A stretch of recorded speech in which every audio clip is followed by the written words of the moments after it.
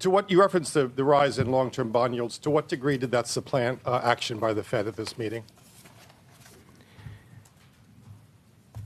Thanks for your question. So I'll talk about bond yields, but I want to take a second and just sort of set the broader context in which we're looking at that. So if you look at the situation, let's look at the economy first. Inflation has been coming down, but it's still running well above our 2% target. The labor market has been rebalancing, but it's still very tight by many measures. GDP growth has been strong, although many forecasters are forecasting, and they have been forecasting, that it will slow. As for the committee, we are committed to achieving a stance of monetary policy that is sufficiently restrictive to bring inflation down to 2% over time. And we're not confident yet that we have achieved such a stance. So that is the broader context into which the strong economy and all the things I said, that's the context in which we're looking at this question of rates. So obviously we're monitoring, we're attentive to the increase in longer-term yields, and which have contributed to a tightening of broader financial conditions since the summer.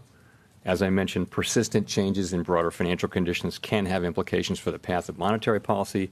In this case, the tighter financial conditions we're seeing from higher long-term rates, but also from other sources like the stronger dollar and lower equity prices, could matter for future rate decisions as long as two conditions are satisfied. The first is that the tighter conditions would need to be persistent, and that is something that remains to be seen. But that's critical. Things are fluctuating back and forth. That's not what we're looking for. With financial conditions, we're looking for persistent changes that are material. The second thing is that the longer-term rates that have moved up, they can't simply be a reflection of expected policy moves from us. That we would then, if we didn't follow through on them, then the rates would come back down.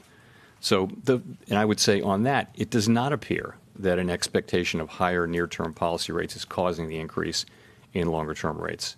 So, in the meantime, though, perhaps the most important thing is that these higher Treasury yields are showing through to higher borrowing costs for households and businesses, and those higher costs are going to weigh on economic activity to the extent this tightening persists. And, the mind's eye goes to the 8%, near 8% mortgage rate, which could have, pretty significant effect on housing. So that's how I would answer your question. Just as a quick follow-on to be clear on this, in your opening statement and just now, you seem to imply that you are not yet confident that financial conditions are restrictive enough to finish the fight. Is that true? Yes, that's exactly right. To say it a different way, we haven't made any decisions about future meetings. We have not made a determination, and I will say that we're not confident at this time that we've reached such a stance. We're not confident that we haven't, but we're not confident that we have.